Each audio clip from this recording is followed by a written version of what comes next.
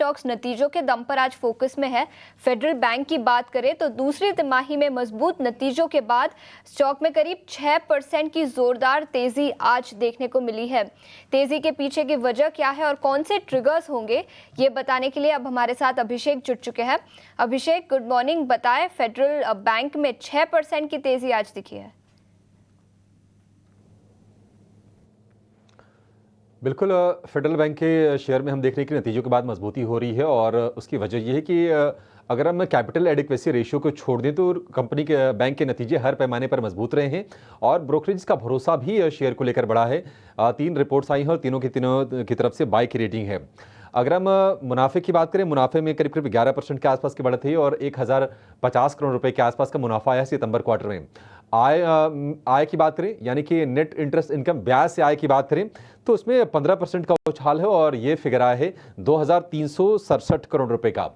Asset quality के मोर्चे पर भी बैंक के प्रदर्शन में काफी हमें सुधार देखने को मिला है। ग्रॉस एनपीए हो या फिर नेट एनपीए, दोनों में हमने सुधार देखा है। Q2 ग्रॉस एनपीए 2.26% से गिरकर 2.09% पर आया है और नेट एनपीए की बात करें तो 0.64% से गिरकर 0.57% पर यह आंकड़ा है। बैंक ने क्लॉक किया है और नेटवर्थ 26,000 करोड़ रुपए से बढ़कर 31,000 करोड़ रुपए के ऊपर निकल गई है बैंक की। सभी वर्टिकल में जो बिजनेस मोमेंटम है वो मजबूत है। MD and CEO KVS Manian ने ये बताया है, ये जानकारी दी है। स्पेशली अगर हम माइक्रो फाइनेंस की बात करें तो माइक्रो फाइनेंस कारोबार में भी हम देख रहे हैं कि एसेट क्वालिटी मजबूत है और डिपॉजिट के लिए क्रिसिल की तरफ से AAA की रेटिंग मिली है। ब्रोकरेज की अगर हम इस पर राय की बात करें तो नुआमा नोमुरा सिटी की तरफ से बाय की रेटिंग बरकरार है। नुआमा ने 235 का टारगेट दिया है, नोमुरा ने 240 का और सिटी ने 231 रुपए का टारगेट दिया है फेडरल बैंक के शेयर के लिए। फिलहाल 200 रुपए के नीचे का भाव है फेडरल बैंक के शेयर में।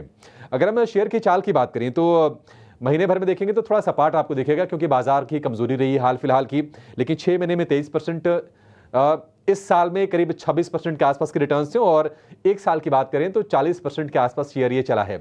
लेकिन केवीएस मणियन साहब ने सितंबर में ही कार्यभार संभाला है बैंक का एमडी एंड सीईओ के तौर पर और उसके बाद ये पहले नतीजे आए हैं। उम्मीद करके चलेंगे कि आगे और भी हमें स्ट्रेंथ देखने को मिलेगी, लेकिन आज निश्चित तौर पर नतीजों के दम पर बहुत ही शानदार प्रदर्शन है बैंक के शेयर का।